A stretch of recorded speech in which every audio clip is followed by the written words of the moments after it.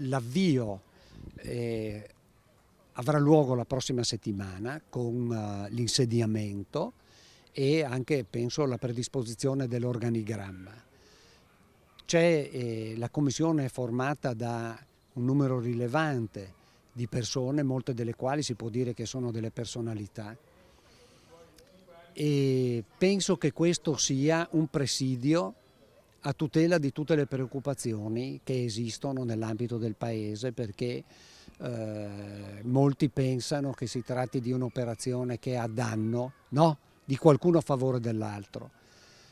Penso proprio di no, perché la sede dei lavori è Roma. Roma è la capitale del paese, lì in gioco ci sono tutti i supremi organi dello Stato, garante alla fine è la Corte Costituzionale e, come ho detto prima,